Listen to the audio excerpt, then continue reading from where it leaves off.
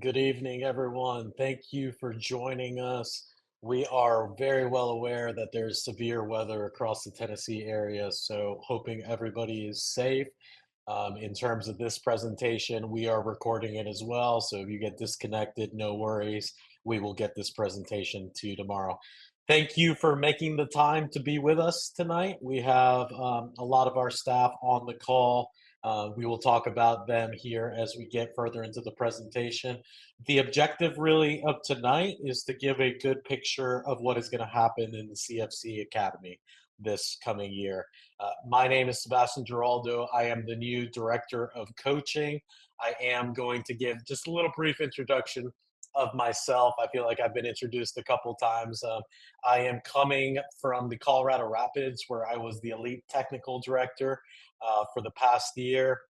Also at Rapids, I've been the head coach of the women's team for the past 3 years. Unfortunately, we just lost in the USLW national championship about a week and a half ago. I have been all over really the country with my career. I've been technical director at several different clubs in Texas. I was the head coach of a USL2 team in Corpus Christi. I have spent some time in Tennessee as well. I spent about 6 to 8 months here during COVID working, and I work for US Soccer as a coach educator and a coach developer. My background as a coach is I have a PhD in elite athlete development, so a lot of the application of what I do and what we will be doing here at CFC is very evidence and science based. So, going to take you a little bit both into updates of our programming, introduce our staff, talk about different communication pathways, and get into a little bit of the meat of what you will see this year in the academy. So, agenda for us tonight, going to start with some academy updates. We are going to review our main programming as well as some of our supplemental programming. I will introduce the staff briefly and talk about some of the new roles that we have in the academy. And we'll also talk about communication pathways for parents, families, players as it relates to both soccer and operations administration pieces. We will talk a little bit about the philosophy and the theory of how we view the relationship between athlete, coach, and support system. And then at the end, we will briefly go through what is being constructed and co created with the staff here, our CFC technical framework. A very exciting place for us to start, though, is some of the updates that have been happening with the club in general. I'm sure people are well aware. I was very lucky to be able to travel in and be here for the groundbreaking of our new headquarters. Should be very exciting for all of the programming, all the way up to the first team. Here you can see a little bit of pictures of what it looks like. Building and headquarters set to be open approximately 18 months from now. As a person that's been at a lot of clubs and been across the country working in soccer, this is a clear differentiator for here as a club and should help us across everything that we do. Also exciting and announced is that we will be joining the MLS Next in fall of 2025. MLS Next in the boys pathway is considered the highest level of youth soccer. And I think not only advantageous for us here at Chattanooga FC, but really for the area, the city, the state, and regionally, this becomes important. This will allow some changes in our system, affect the academy in some ways, but the easiest way to look at this is the integration of the U13, U14 MLS Next teams gives us the highest level boys platform that is currently available in the United States. And myself, from the director of coaching position, I will be overseeing our MLS Next programming. But our programming starts at the U7, U8 level with our IDP programming. Then it progresses to our junior academy, and then it progresses to our senior academy, which is U13 through U19. At the top of our pathway for the female athletes is our WPSL team. And then at the top of the pathway for our boys and men is our MLS Next Pro. One of the advantages we have here at CFC is the intimacy of our environment allows connection for us all the way through. We get to work and collaborate with everyone side by side pretty much every day. And just a picture of what will happen in fall 2025, our pathway will change just slightly, and MLS Next will be introduced at the U13 and U14 levels for boys. All right, getting a little bit into the meat of our primary programming that we have here at the Academy. Again, at the U7, U8 levels, we start with our pre Academy identification and development program. Our director is not with us tonight, but I'm sure several of you know her. Allison, just a brief picture of what that program looks like. We operate in 12-week cycles, two different cycles. We have a cycle in the fall from August to November, and then we have a spring cycle from February to May. You can see the birth years, and like I said earlier, we'll send out this information so you have it, and it'll make sure we have it on our website. After our IDP program, then we transition our girls and boys to our junior academy. Our boys are led by Dalton, and our girls are led by Scott. The duration of those seasons you can find on there, and this programming is specifically for the U9, U12 levels, and to set up transition into our girls and boys senior academy. Moving to our senior academy, what it looks like on the boys' side, we have Bradley as director. On the girls' side, we have Juan as director. Season duration, you can see on there. This is the highest level that we currently have at CFC. So this is for both boys and girls. And then with the introduction of MLS Next will take the highest levels at U13, U14, and then we will progress our players into the senior academy. So moving from our primary programming, we talk about a little bit of the supplemental programming that we provide at CFC. So this is a little bit of change here, a program that we were calling SSIP. We are going to change the name moving forward, and that program will be called Sport Performance. Probably more indicative of what we call it in different soccer contexts, but also kind of what the research calls that area of the game. That is directed in the academy primarily by Scott Stafford and then assisted by Richard Dixon.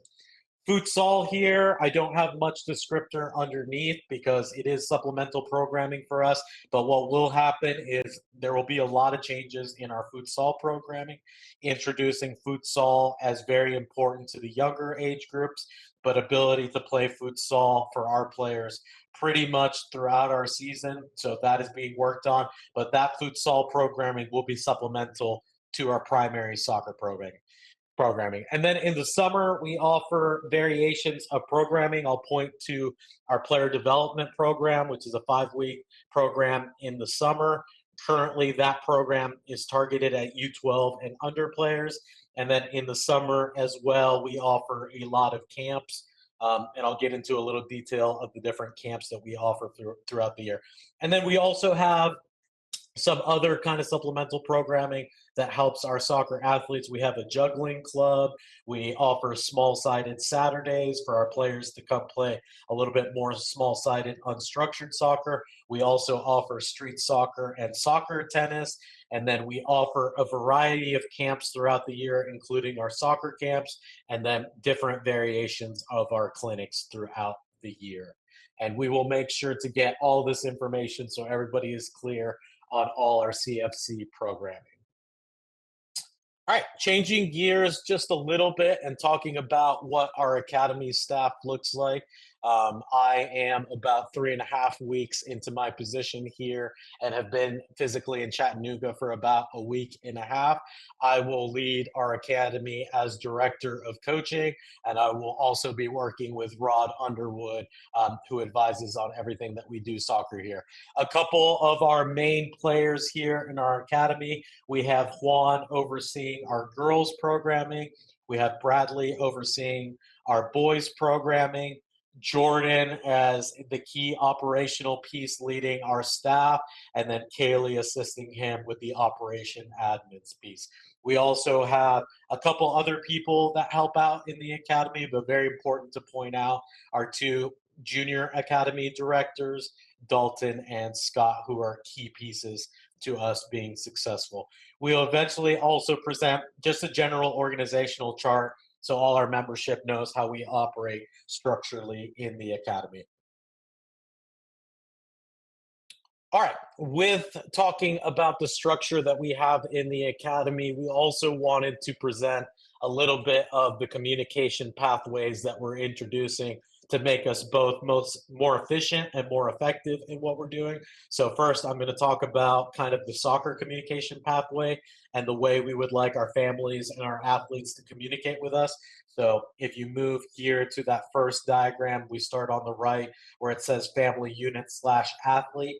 And the reason we call it a family unit is that we have very diverse definitions of what families look like. So whether they're your grandparents, whether you're your uncle, whether they're your actual biological parents, all count as support systems for us. So easiest way to call it is family unit. If we have any kind of issue with an athlete or family, we ask you that please you go to your coach first. Okay. That helps us really disseminate information out and be more effective. If that situation or concern or feedback cannot be handled by your team coach, then we ask you to go to your program director. So, for example, if you're an athlete or a family in our girls senior academy, this person would be Juan. Likelihood for us is that the majority of feedback, concerns, or anything can probably be handled at program director level. If that concern, feedback, or whatever it is cannot be handled at that level, then I will step in with as director of coaching and then collaborate with the program director, team coach, and the family to find resolution or to hear out whatever feedback. So again, reviewing what we want our communication pathway to be in soccer. Family unit athlete directly communicates with the team coach. If that does not suffice or does not solve, then to program director, and then going to myself as director of coaching. Then we move to more administration's operation pieces. So these are probably topics that aren't necessarily technical or soccer specific, dealing with uniforms, possibly scheduling. We want to follow a very similar communication pathway. So family unit athlete to the team manager coach.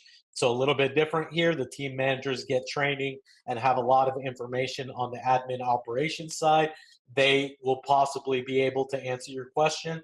And then if that question, concern, feedback cannot be handled there, then it can be elevated to our Academy Operations Coordinator, Kaylee.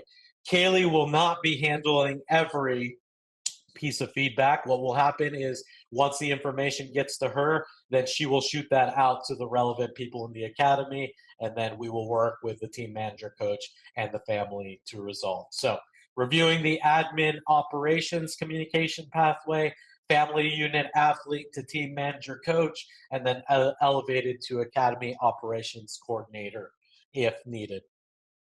This, I think, is a little bit new to the way we were operating before, but what it allows for us is to be more efficient, and we probably can be more effective in handling your feedback or concerns if you follow this pathway. Okay, moving forward and really kind of switching into a much more technical hat and focus, wanted to talk a little bit about the philosophies of how we view development, how we view the athlete, how we view the support system family unit. I am very impressed with the level of graphic that we have here presenting this information, but I'll start with the individual. So the individual in our context, in our setting, is your daughter or your son. By far for us, they are the most important actor in our environments. They are the most important piece to a successful development formula, deals with their motivation, deals with their long-term objectives. But a big part of our philosophy in development, and you will see this in the technical framework pieces that I'll talk to a little later on, they are the most important person. They are at the center of our environments. Everything that we do in the academy is to develop and have successful young individuals. Then moving from that young individual, we talk about the environments that they exist in. So this can be looked at both at a micro level, at a macro level, at a meso level. So when we're talking about micro environments, we're probably talking about their training environments, their game environments, what their school environment looks like, what their family unit environment looks like. You can already see there, just with that short list, that these young athletes that we work with exist in a multitude of environments. For us, in our approach, we are very focused on the design of those environments. So for us, the primary environments that we control are likely the training environment of your son or daughter and the game day environment, and then probably any other time or connection that we have. Those are the environments that we have direct control over. The environment where they probably are developed the most is their family unit environment. So what is happening in their daily life there? And then we talk about environments that they exist in every day, school, and then macro level. So going outside of the micro, looking at big picture environments, we're talking about the environment of US soccer in general, youth sports, we're talking about the political climate of the country. So I bring attention to all those environments because they affect how we develop the young individual. We cannot do it without consideration of all the environments that they actually exist in. But for us, it is very good that the environment that they operate in the most is the one that is directly connected to their support system. So moving to the right of this graphic, talking about what the support system, so we're talking about the family unit, again, whether that's biological mom and dad, whether that's grandparents, whoever the legal guardian is of the youth athlete, becomes very important for our development formula to be successful. So what do we see as the role of the family in this development formula? We want you to be very integrated into what we are doing into the academy. We want you to provide consistent feedback to us on what we're doing, on the experience of yourself, on the experience of your child. We want you on game days to be positively supporting so that the environment that they are in is a positive learning one, and we can really maximize the development that's happening with the individual. And then we also ask for support in trusting us that we are professionals in soccer development and allowing us to apply our methodology and framework. With that being said, we are going to be very transparent about how we do things, about why we do things. They will be evidence-based, they will be research-based, but we are always welcome to have those conversations. But we want people to understand, we want the family unit fully integrated into this development formula. So while the individual is by far the most important, we are also very concerned about the environments that these players are existing in. And then the key piece is the support that they get from the family unit, from us, from the other people in their lives. So any questions on that? We will be providing some parent development and education where we get into a little bit more detail on our philosophies and methodology. But easy way to put this, we want the family units very involved in what we're doing. We cannot do this without you. You know your child more intimately than anybody else. We need your support, we need your knowledge, and then at times we also need you to let us do what we are best at, which is developing youth athletes. So game intelligence presents itself at the bottom because that is our end goal for these athletes. In soccer, we want them to be highly game intelligent, which means they understand the game, they can apply successful actions in different contexts, they can change context and still be successful, they can apply skills in a variety of different contexts, they can play different systems and formations. They leave us in the CFC Academy, go to senior level soccer, they can play a possession-based game, they can play a more direct game. So the ultimate objective for us in terms of soccer development with our CFC youth athletes is to heighten their game intelligence. And easiest way to look at it is we want them to become automated on the field, which means they are no longer slow decision making or are they thinking about what they're doing. They have seen it, they have felt it so many times, they understand the principles involved, and they can quickly come to an action that is successful on the field. All right, related to that, This is a very fancy way to talk about environment. So when we talk about the holistic ecological approach, we are very focused about the environments that our players are existing in. As we talked about earlier, family environment, training environment, school environment, then other macro environments. And then the holistic not only applies to looking at the different environments, but also looking as the person at the person holistically. So for us, way above anything else is the development of the person, not of the athlete.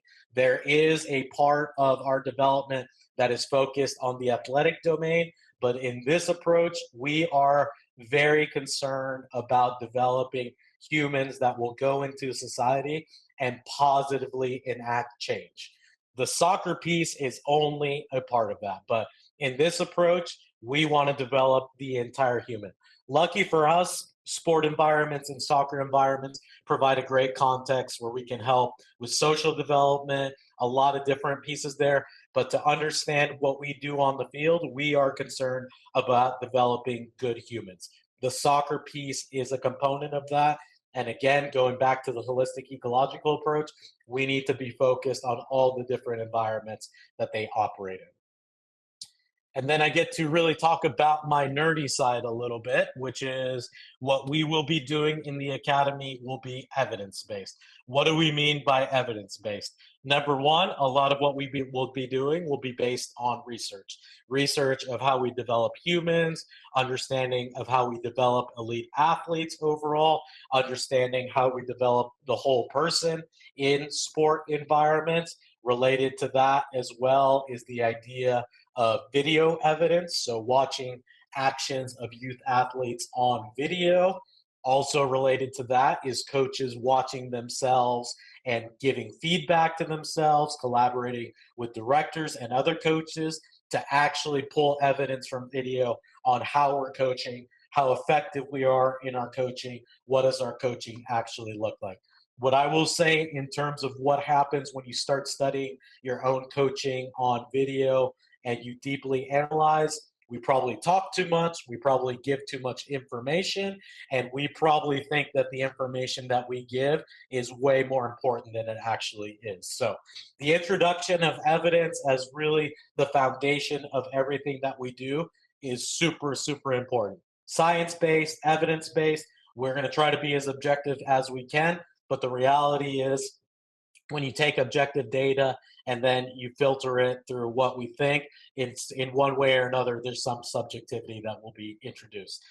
So for us, trying to be as objective as we can, but understanding that we all introduce our own biases and subjectivity. And then directly related to an evidence-based approach, and this has been a staple of philosophies of development here at CFC, is the idea of long-term athlete development. We are not only concerned about what's happening in the present, we are concerned about what is happening in the entirety of their experience during the academy, and then as they progress to senior levels of the game, and as well as they progress outside of the soccer system. So, long term athlete development, we know very well that very few of these athletes will be paid to play soccer.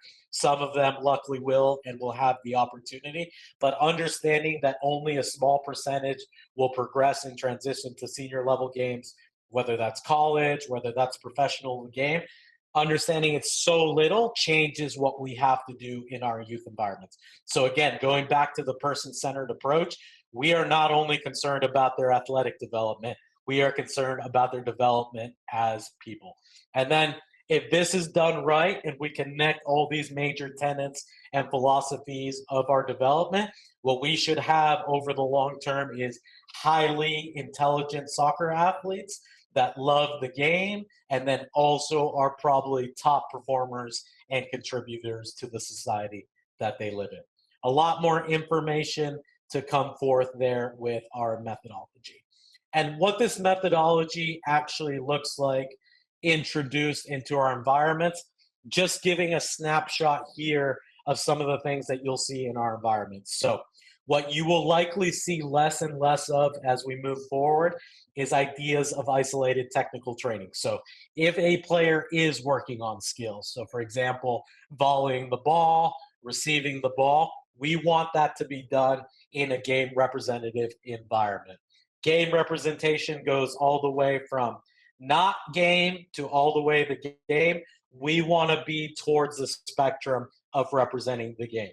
Why do we want that in our athletes? Because we want to develop their game intelligence. We want them to read the cues of the game. We want them to feel the game. And the more they are in game like situations, the more likely they attune to reading those cues and then being able to execute successful actions.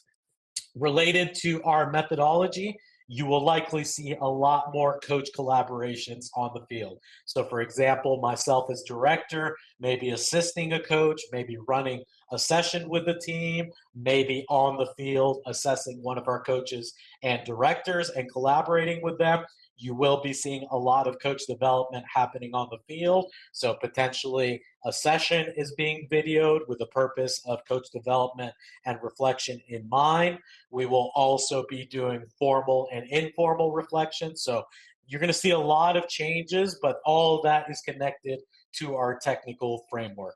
And then the third point here, the connection to our technical framework, you should see a lot of ideas that are mirrored throughout our stages and ages. So, for example, you could see a dribbling activity at that U7 level, and then we see a variation of a very similar activity with more complexity, more depth at the U17, 18 level. Concepts very similar, level of detail a little bit different because the level of mastery and in terms of expertise of the players is different.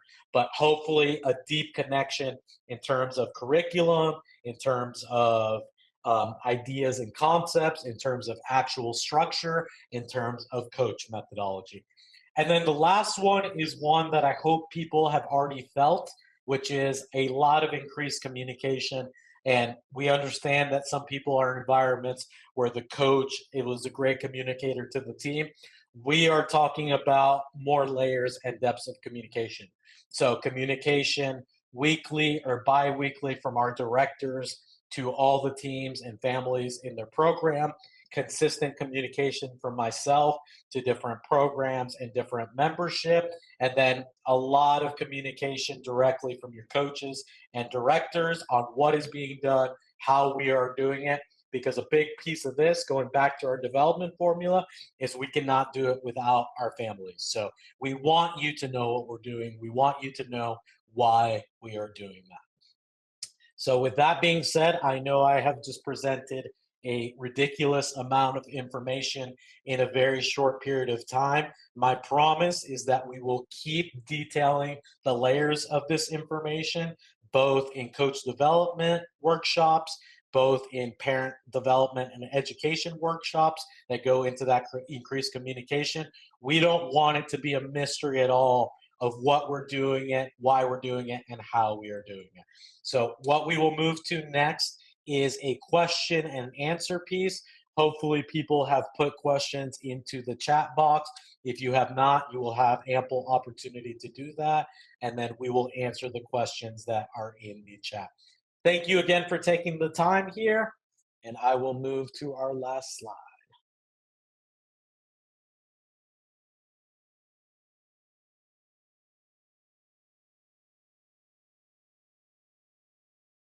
Perfect. So a little bit of idea of how we are going to handle this. We had several people submit questions into the chat. If the question relates to something that probably captures a large piece of our membership, we will answer it right now in the town hall. If the question is a little bit more specific and nuanced, we will likely just communicate with you off the town hall and reach out with you directly. So with that being said, I am going to start addressing some of these questions, and feel free to drop a couple more if you have not had the opportunity. We also have several of our directors and staff here as well. If I need to kick a question to one of them, I will. So first, I would make sure, I hope everyone is doing well. I think we had a storm just go through here, but I hope everyone is safe. So first question is, what is the plan for the future of girls soccer at CFC Academy? We hear a lot about the boys program, about MLS Next, but what about the girls academy? Joshua, thank you for that question. Very easy answer to that question. We are entering a very tiered approach to the introduction of a lot of new programming into our academy. With the introduction of the highest level of youth boys, we are also on the quest of providing the right national platform for our girls. So a lot of that is in the works. So hopefully, in the next couple of months, in the next year, we will have some exciting announcements for girls in our pathway system. Next question here.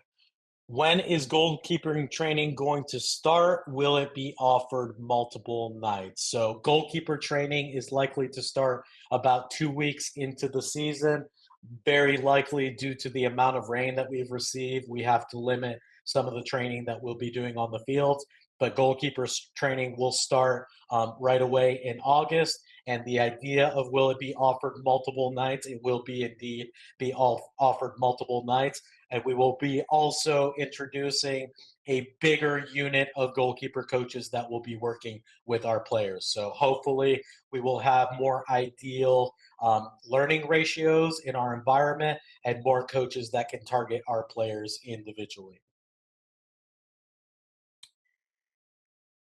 Next question, Brad, is a very good question. We are hearing a good bit about MLS Next Academy. Is it true that you have to sign a contract and miss out on playing school ball? The easy answer to that is that we are introducing MLS Next at the U13 and U14 levels to start. So there might be a batch of those U14 players, I think, that might be close to high school age. But the easy answer is at this time, that will not be in play for us. But the understanding is that the MLS Next, and we'll provide a lot of details as we move forward, that season is a little bit longer than what a normal season would be for a U13, U14 player because it is a national platform. But as we get closer to fall 2025 and as we have our MLS Next tryouts, we will detail the scheduling and what the commitments look like for each player and family.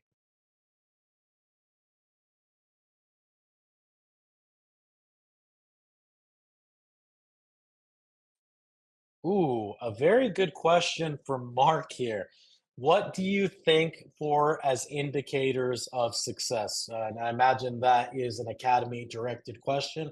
I will answer that question in a variety of different ways. From a director of coaching perspective, it is the application of of our framework throughout our programming and throughout our levels at CFC. That means we are operating from a very strong foundation and controlling what is happening in all of our environments.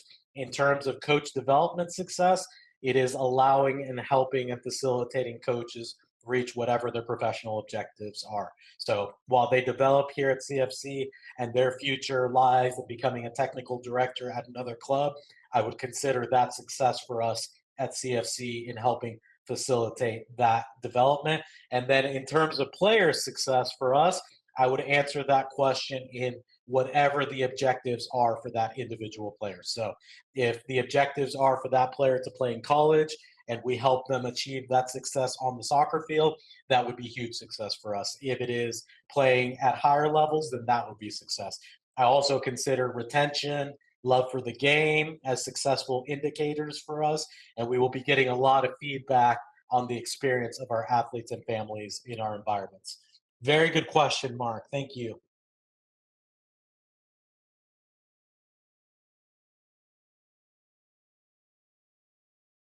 This group came with the hard hitting questions.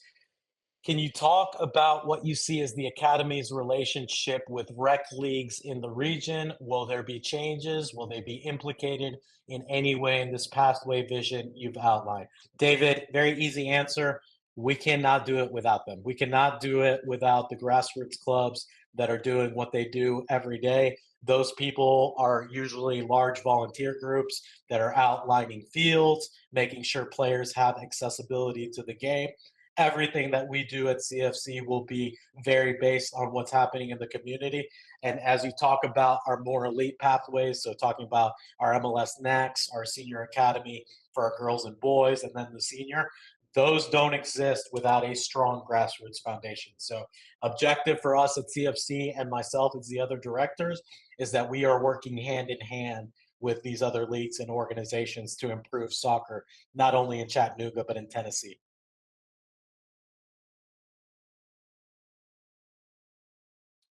What would you please speak about the plan for field space? I am going to bring in our academy guru here, Jordan. And if you could just give a brief picture of what we deal with field space here. And then the nice little thing that I will add is that we are aggressively, as an organization, seeking out how we really solve the field space problem long term for our players and families. But Jordan, I think it'd be a great opportunity to talk a little bit about all the voodoo that you do behind the scenes. Thanks, Sebastian. So to be honest with you, we're, like Sebastian said, consistently looking for more field space in the area. We've made, I think, a lot of strides with relationships with other facilities that we've used in the past, and we've helped them keep those relationships healthy. So the fields space is, again, something that we are working on every day from almost 9 to 5. We have lots of field space available, and with the field space at Grimes, we are letting that field location heal a little bit from utilizing it a lot last season. So it will be available for us. I'm in touch with Grimes Soccer Complex, and it is available. But we want to make sure, like we said, that these rec facilities that use these fields, we're not going in and our 40 plus teams taking these fields and making them unplayable. So that will require us to spread out a bit, but that can help with families who maybe don't live close to specific locations and might live closer to other locations. So again, big pictures, we have a lot of fields and we're continuously working to uphold our relationships and uphold our trust in the community that we are taking care of these fields when we were there. And we'll have more information as we go. The first 2 weeks of the season are going to be tough. Like we said, a lot of rain in the forecast, but we do have alternate sites that we'll be using for fields. Cool. Thank you, Jordan. And Jordan is very modest. I work with him side by side every day. This man is calling and in communication with every possible field space in the community. There's a lot of work that happens behind the scenes in coordinating how we get an appropriate training schedule out that fits our players and families, fits our coaches. My promise to everyone is that we try to exhaust every option that we can to provide the best environment for our players. The last question here that I will answer, and then I will ask Juan here to elaborate on a piece. In the past, we have had the same training drills every practice without a lot of variety. Will there be a training curriculum that will be shared with the parents this season? And will there be feedback about players? The answer is yes to the curriculum and yes about feedback to players, and also from players to coaches and ourselves. Everything that should be being done in our environments should be based on our technical framework. But the reality is, when you have this many coaches executing, it is our job as directors to make sure what is happening in each and every one of our environments is the level and quality that we want. So there will be a lot of change, I would say, in what I would call quality control pieces of our training environments. But anything that you see executed on the field should be approved by a director and myself. And then if something doesn't feel right or doesn't seem in line with what we're doing, we would like to hear that feedback as well. And then we can see what is happening from our side. Okay. But you should see a lot of change in what is actually happening on the field in our different programming. That is the end of the questions. Juan, what I would like you to kind of elaborate on is if you can talk a little bit about the specifics and nuances of the high school boys and girls seasons, because they work on a slightly different schedule than the rest of the academy. Yes, of course. Thanks, Sebastian. So for the high school boys, the season starts now in August, and then it will go all the way through until February. That's when high school season starts. There will be a small break in the during the Christmas break. Obviously, we want to respect family vacation and celebrations, but that will be it for the most part. So again, starting August until the end of January, which is when high school soccer starts. In the high school season for the girls, it will start in November, which is when high school soccer season ends. So we'll start in November. We'll go through the Christmas break, similar situation. We'll have a small break and we'll play all the way until tryouts. We are in May, June, and hopefully most teams will continue to play during the summer into the regionals and national events. But as a regular season standpoint, yes, boys will go from August till February, and the girls will go from November till the end of May. Awesome, Juan. Thank you for that. There is, sorry, one other question here that I did not address from Joshua. Is there conversations about advancing the girls' pathway past the WPSL, especially with other town programming offer higher programming? Easy answer to that, Joshua, is I hope people can see the ambition and vision that we have at CFC. We obviously have the highest available level that we can have for the boys and men's pathway, and we are always actively seeking about how we complete the pathway for our women's and girls players. So the answer to that is yes, always a lot of work behind the scene in how we make that happen.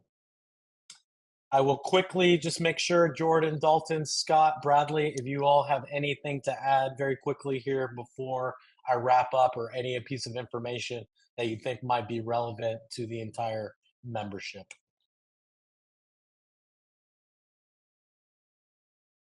Okay. Thank you again for making the time to be on. We will send this out in edited form in a recording, so anyone that was not on can make sure they view this information.